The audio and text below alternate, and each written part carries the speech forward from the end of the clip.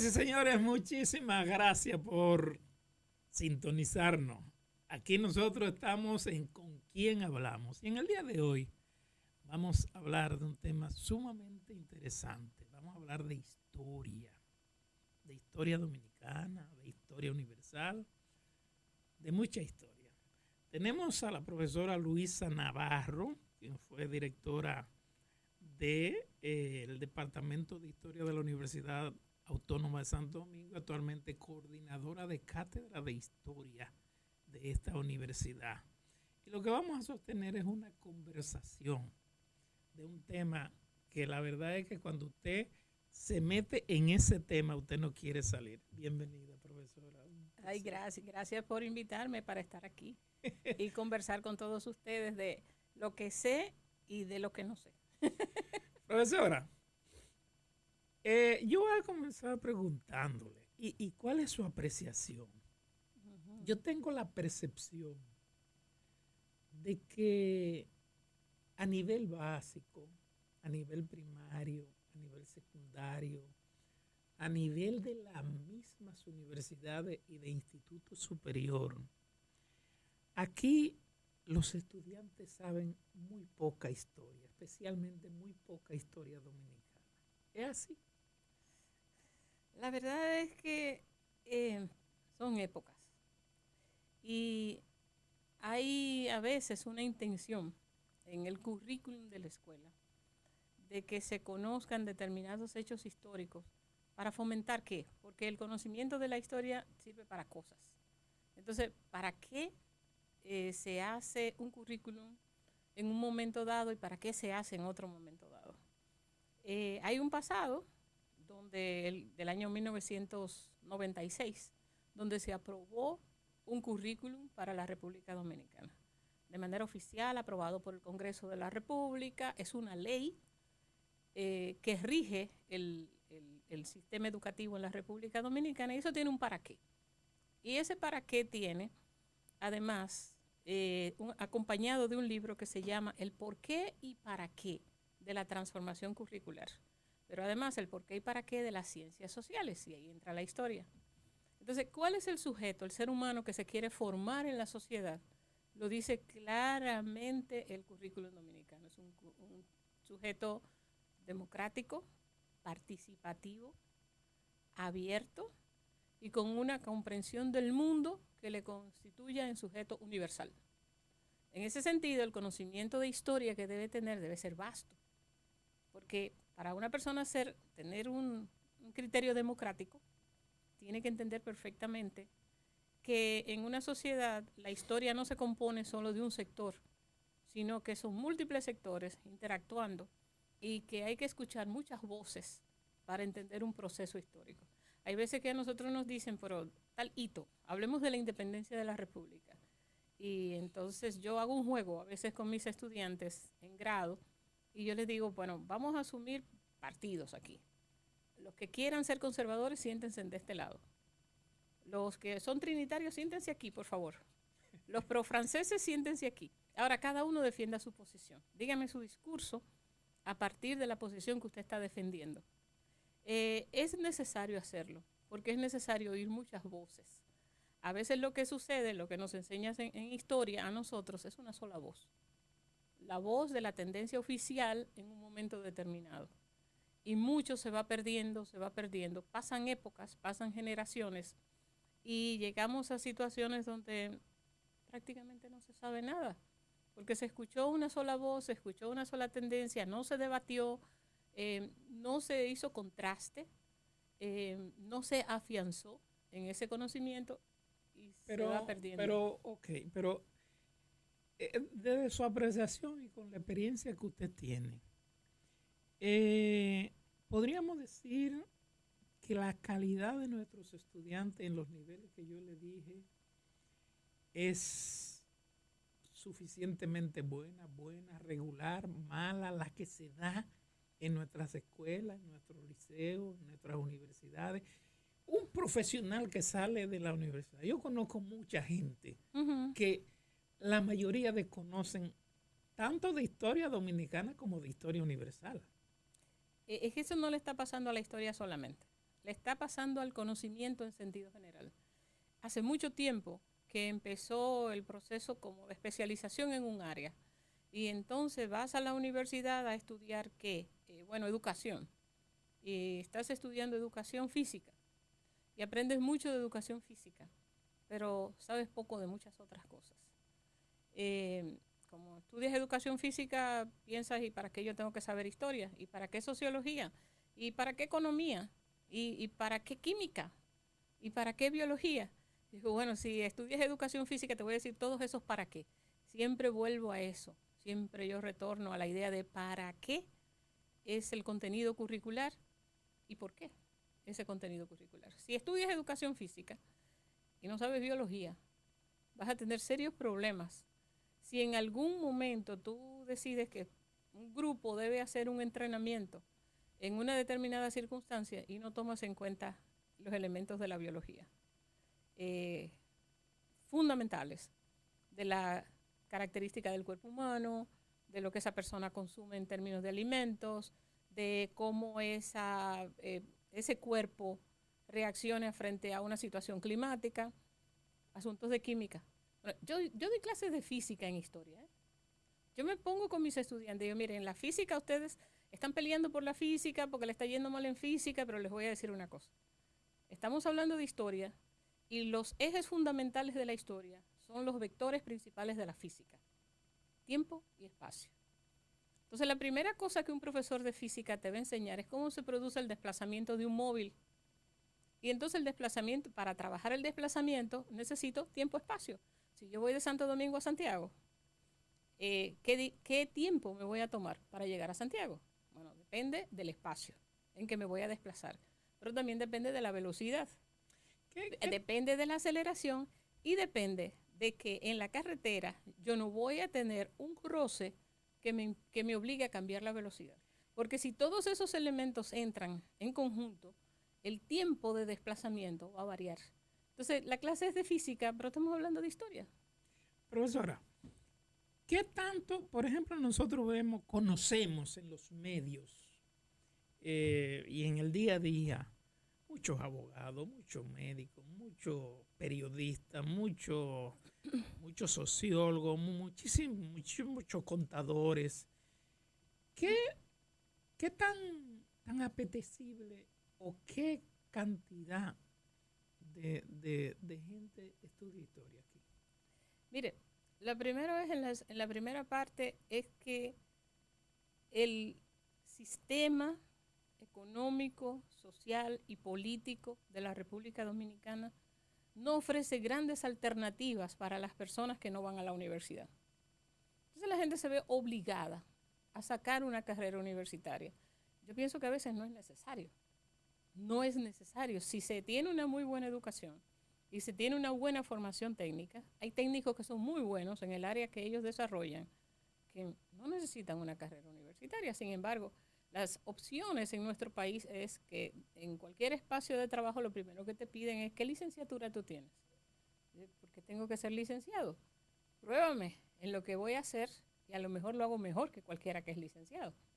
Entonces, es como una revaloración de la calidad, pregunta que usted me hizo originalmente, de la calidad del estudiante, del aprendiz, del experto, del especialista, del técnico, de lo que la gente sabe hacer.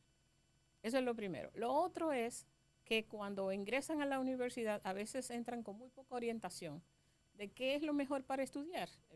Entran a contabilidad, por ejemplo. Cuando yo pregunto, ¿quiénes estudian contabilidad? Levantan la mano un grupo de estudiantes. ¿Qué hace un contable? ¿Cuál es el trabajo que hace un contable? Ah, no, que están errados.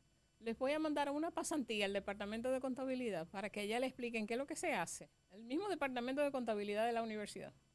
Para que allá les expliquen qué es lo que hace un contable. Y cuando ustedes regresen me dicen si quieren seguir esa carrera. Porque a lo mejor ustedes creen que van a tener un escritorio de cristal con una secretaria muy bonita que les va a llevar una taza de café. Y les voy a decir que un contable es un ratón de biblioteca. Cuando ustedes lleguen a un departamento de contabilidad, tienen que preguntar quién es el contable, porque los papeles lo están tapando. Pero hay demanda en la carrera de historia, o sea, hay muchos La estudiantes. carrera de historia estuvo muy baja al principio cuando yo ingresé como directora de la escuela. Em, Había 8 estudiantes, 8. 8 solamente. Ahí yo tengo una historia mejor que esa. En el año 75 yo ingresé a la universidad a estudiar historia. Y en el año 76 nos cerraron la carrera porque nada más éramos 4 estudiantes. Y me tuve que ir a educación, mención ciencias sociales. Y terminar la carrera ahí porque es que no podían seguir con nosotros. ¿Y ahora cómo estamos? Bueno, ahora hay cerca de 90 y pico de estudiantes de historia. Pero hay un problemita, hay un problemita. Y el problema es que el Ministerio de Educación Superior eliminó hace unos 8 años las menciones de educación. Por ejemplo, la gente estudiaba educación, como yo estudié educación, mención ciencias sociales. Personas estudiaron educación, mención ciencias de la naturaleza, otros mención matemática, otros mención letras y filosofía, pero eso desapareció. Se estableció que los que iban a enseñar en las escuelas del país, en primaria y secundaria, hicieran la carrera en ciencias puras. Es decir, que quien enseñara en secundaria fuera un biólogo que enseñara biología, no un maestro con mención en biología, sino que fuera un biólogo, que fuera un químico, que fuera un historiador. Eso generó una distorsión, porque entonces, para resolver el asunto de que llegó un historiador a dar clase en secundaria, había que darle una habilitación docente. Entonces se inventaron, y lo digo suena con un poco de irrespeto, pero sí, lo digo con ese irrespeto, se inventaron la habilitación docente que había que hacerla con financiamiento del Estado, o sea, el Estado te pagaba para que tú hicieras esa habilitación para que pudieras dar clases, incluso en la universidad. Que eso es un sistema que se estableció que para ingresar a la universidad como docente también había que hacer la habilitación docente. ¿Y tienen cabida los historiadores dentro de la sociedad a menos que no sea específicamente en el área de educación aquí? Es que justamente ahí está la distorsión. El historiador no necesariamente tiene que ser educador, porque él no estudió para enseñar, no estudió para dar clases, estudió para ser investigador. Los historiadores deben ser personas que trabajen en archivos, que trabajen en fuentes documentales, que sean investigadores, que produzcan historiografía, que escriban artículos en revistas científicas. De mucho de eso. Pero casi en la totalidad. ¿Cómo así? Casi en la totalidad. Son muy pocos los que se dedican a la investigación histórica de verdad. O sea, es reducido el número. La mayoría de la gente se inserta en educación. ¿Por qué? Porque en educación es donde hay trabajo seguro. En el área de investigación no hay trabajo seguro. Aquí hay instituciones que por época, por fiebre, financian investigaciones y luego eso desaparece. Entonces, el historiador no le queda más remedio, igual que el antropólogo, que dedicarse a la docencia, cuando su perfil no necesariamente es la docencia. Nosotros no formamos historiadores y antropólogos para que sean profesores, los formamos para que sean investigadores. ¿Hay escasez aquí actualmente de gente que podríamos decir son historiadores? Hay muchos historiadores, pero el problema es que las instituciones tienen acogidas para determinados historiadores en determinadas épocas. Depende de quiénes son los incumbentes que estén al frente de esas instituciones. Entonces, el resto, los que no somos favorecidos, ahí me voy a incluir yo, los que no somos favorecidos con esos contratos de investigación, entonces la docencia es nuestra alternativa. Y la otra cosa, por ejemplo, yo me dedico a hacer ensayos, a investigar por mi cuenta. Ahora mismo en México me van a publicar un libro que lo produje yo sola, que no me lo financió nadie, cuando hay gente que tienen 10 años, 12 años recibiendo financiamiento para producir un libro que todavía no sale. Entonces eso... Vamos a hacer una pausa, profesora. Bien, señoras y señores, continuamos conversando con la profesora Luisa Navarro. Profesora, ¿qué tanto es el conocimiento, ya saliéndonos de la historia dominicana, el conocimiento de los profesionales dominicanos sobre la historia universal? Estamos peor que de la dominicana. Porque la dominicana, incluso elementos, hitos de la historia dominicana, se debaten mucho en la prensa de vez en cuando. Y también se debaten en las esquinas. O sea, hay una cosa que se llama la sociedad de la esquina, que es donde se juntan 3 o 4 amigos, discuten de cualquier cosa, y hay quien sale con una anécdota, no, que cuando Lilis pasó tal y tal cosa, sí. Por lo menos saben que hubo un dictador que se llamaba Lilis, le decían Lilis. Por lo menos sabe eso. Pero cuando nos vamos, por ejemplo, a la historia universal, es mucho más difícil. Uno se pone a hablar a veces de la antigua Checoslovaquia. ¿Checo qué? ¿Dónde queda? O la República Checa o Austria. Y uno piensa Primera Guerra Mundial, Segunda Guerra Mundial. Dice, en la Primera Guerra Mundial el mundo cambió totalmente la geografía. Totalmente. Sobre todo el mundo europeo. Y cuando entramos en la Segunda Guerra Mundial, peor todavía. Entonces aparecen una serie de países que no existían, desaparecen muchos países que sí existían, y hay conflictos en el presente que por no conocer la historia universal, la gente los tiene muy confundidos. Porque, por ejemplo, en la República Dominicana tenemos una comunidad que le decimos los turcos, sí. Que son, pero no son turcos, son libaneses, son palestinos, son sirios, pero que llegaron aquí en la Primera Guerra Mundial, aquí a toda América Latina, con pasaportes de Turquía, porque todos esos países formaban parte del Imperio Turco, del Imperio Otomano. Y entonces, al destruirse el Imperio Otomano en la Primera Guerra Mundial, aparecen estos países nuevamente. Pero cualquiera me dirá, pero espérate, no me diga que Siria aparece después de la Primera Guerra Mundial, porque Siria ha existido siempre. Sí. Porque Siria está hasta en la Biblia. En la Biblia, sí. Sí, son pueblos que existieron como pueblos, pero no como países. Como países existen después de la guerra. Son como estados. Eran pueblos que habitaban un determinado territorio, pero no eran un estado. Y al producirse los imperios, ¿cuántos imperios no han dominado sobre Siria? Múltiples imperios han dominado sobre Siria. Por ejemplo, el Líbano se llamaba Fenicia. Cuando nosotros estudiamos Fenicia, estamos estudiando el Líbano. Sí. Entonces, hay un desconocimiento casi generalizado de eso. La gente no va atrás, no vuelve atrás, no conecta el presente con el pasado. Estamos hablando de que la mayoría de profesionales nuestros que formamos en la universidad, en institutos superiores, el desconocimiento o uno de los desconocimientos que tiene principalmente es de la historia universal y por la falta de lectura.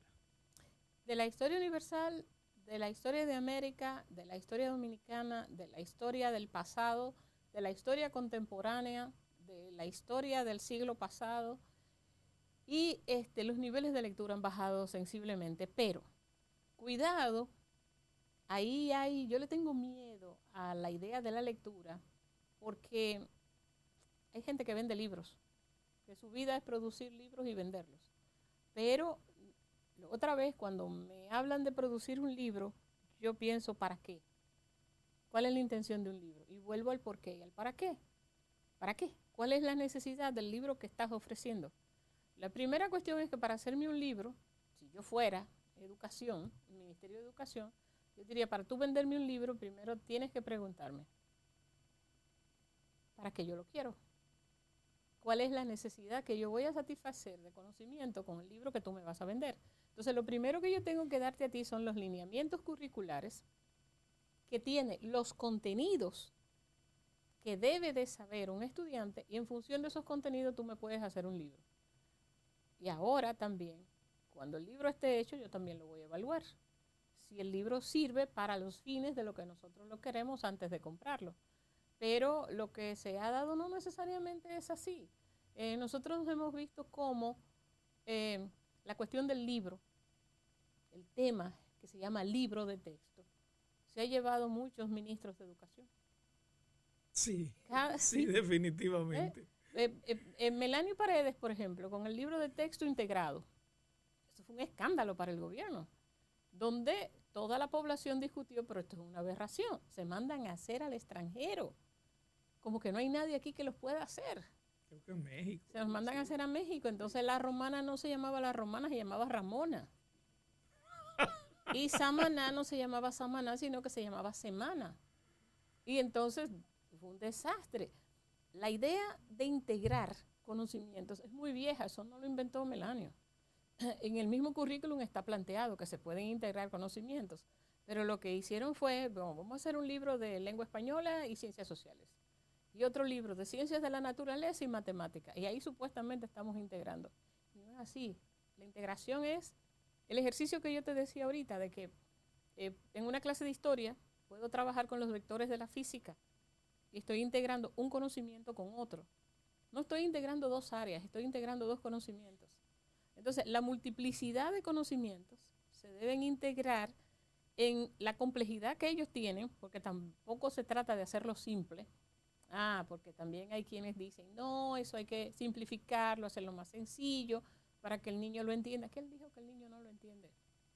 El niño también tiene un cerebro complejo y él también puede entender la complejidad de los elementos. Por ejemplo, cuando un niño o una niña puede reconocer el olor de una rosa sin estar viendo la rosa, él está ya haciendo un ejercicio de complejidad a través de los sentidos, que es la cosa más simple que hay. Desde el olfato, asumir lo que le da su vista. Él está integrando. Con los ojos cerrados, un niño que conoce ya lo que es una rosa puede distinguir que es una rosa lo que está oliendo. Entonces, igual, cuando nosotros estamos trabajando, por ejemplo, para distinguir qué tan antiguo es un hallazgo en arqueología y se aplica carbono 14, estamos usando la química para determinar un conocimiento histórico, un conocimiento arqueológico. Pero también, no solamente la química, sino también la física y la posibilidad de que lo que encontramos en un lugar no estaba en ese lugar, sino que fue traído a ese lugar, que eso no corresponde ahí. Hay un ejemplo muy interesante, que son unas vasijas que han aparecido en Puerto Rico hace mucho tiempo, investigaciones del doctor Chanlate en los años 70, 80, y del profesor Dato Pagán. Algunas vasijas taínas encontradas en Puerto Rico, por el tipo de material que tiene, se sabe que no se hicieron en Puerto Rico. Fueron llevadas. Que fueron llevadas. Sí. Porque son de otro lugar ese tipo de materiales. Entonces, se determina, bueno, había trasiego. La yola iba y venía en el tiempo de los taínos. Y hay un caso, por ejemplo, que es el caso de Cotubanamá, cuando sale huyendo de Higüey, cuando son perseguidos en Higüey, termina viviendo en la isla Saona. ¿Cómo se desplaza a la isla Saona? O sea, no era un barco, él no tenía un barco. Y él se fue a vivir a la isla Saona. Y allá lo capturaron. Pero también la Bayoán con Puerto Rico y la isla Saona y la isla Mona, y en la isla Mona aparecen algunos vestigios de que ahí vivieron taínos. Que si eran de Puerto Rico o eran de Santo Domingo, no lo sabemos. Pero los rasgos que aparecen, ¿por qué?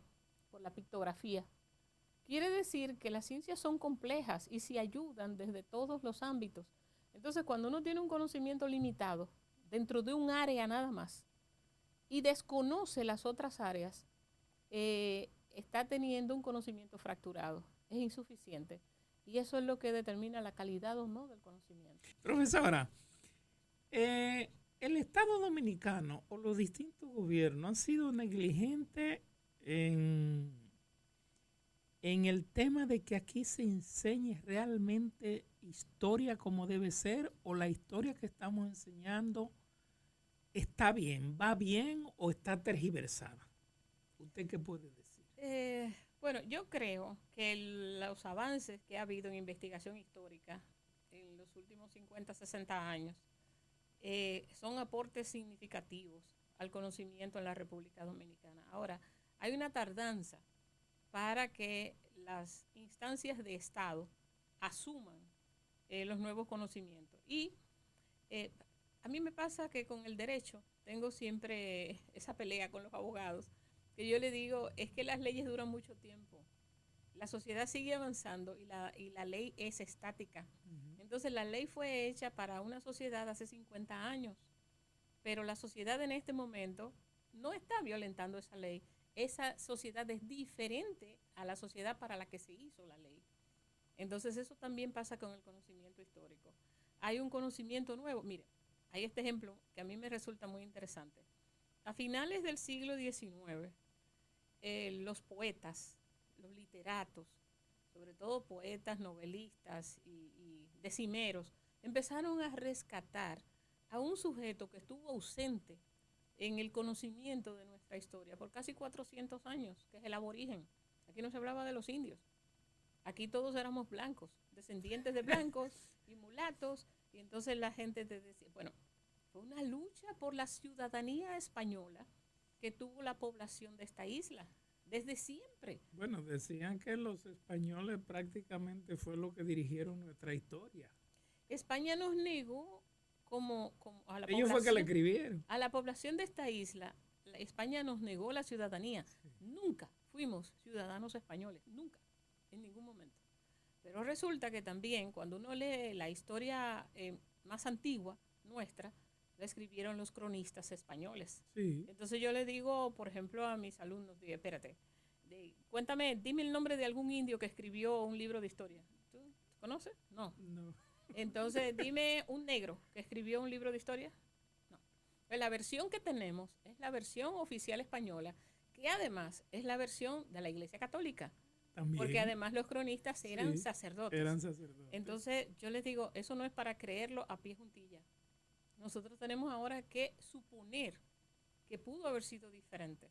Tenemos que ponernos del otro lado, del otro sujeto que nos están diciendo que hizo esto y que hizo aquello, para suponer algo diferente de lo que nos están diciendo.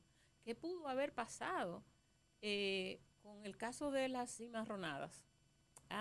Bueno, que los negros entraban a robarles a los blancos y asaltaban y luego se iban huyendo y no vamos a contar que ellos habían sido esclavizados todo el tiempo y que para ellos subsistir tenían que apropiarse de una serie de cosas que habían producido ellos mismos. Que eran de ellos.